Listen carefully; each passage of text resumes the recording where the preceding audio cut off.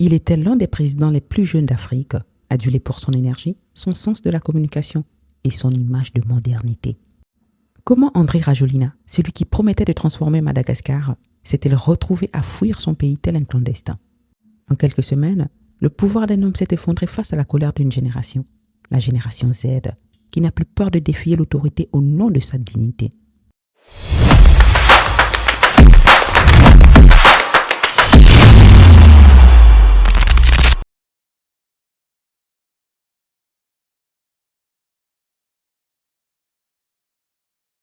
Tout commence fin septembre 2025 à Antananarivo. Lassé des délestages et de la corruption, des milliers de jeunes se rassemblent pacifiquement. La contestation prend de l'ampleur, gagne les provinces et rallie une population éprouvrée par la pauvreté. Face à cette mobilisation à la fois numérique et de rue, l'armée se divise. L'unité CAPSAT, déjà impliquée dans la crise de 2009, se rallie aux manifestants. Sous pression, le gouvernement est dissous. Un nouveau ministre est nommé et le président, Andry Rajoelina, aurait été exfiltré vers un lieu tenu secret. Le bilan est lourd, plus d'une vingtaine de morts, des blessés et une jeunesse qui refuse de se taire. La génération Z malgache n'a pas de parti, pas de leader officiel, mais une même conviction. Il faut changer les règles du jeu. Elle s'organise sur les réseaux sociaux, revendique des droits élémentaires, l'eau, la lumière, la dignité, et rejette un système perçu comme figé.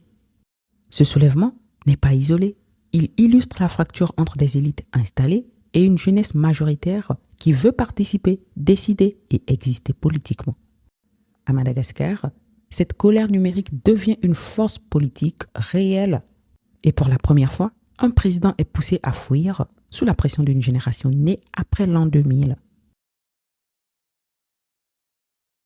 De Lomé au Maroc, en passant par Antananarivo, la jeunesse africaine se réveille. Elle ne réclame plus seulement du travail ou des aides. Elle exige du respect, de la transparence et de la redevabilité. Grâce aux réseaux sociaux, elle se voit, s'écoute et se reconnaissent dans les luttes des autres. Ce n'est plus un pays qui proteste, c'est une génération entière qui se dresse contre l'impunité, la corruption et l'indifférence du pouvoir. Cette génération veut connaître la chance de voir ses rêves se réaliser, avoir un métier, connaître ce que l'on appelle liberté.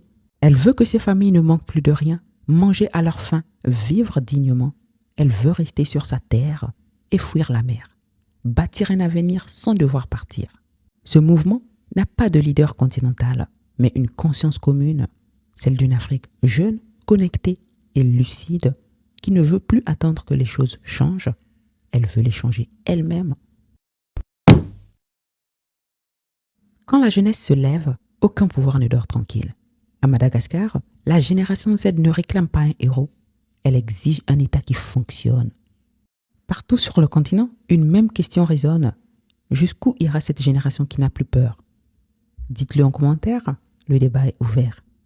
Voici la génération consciente. À tantôt!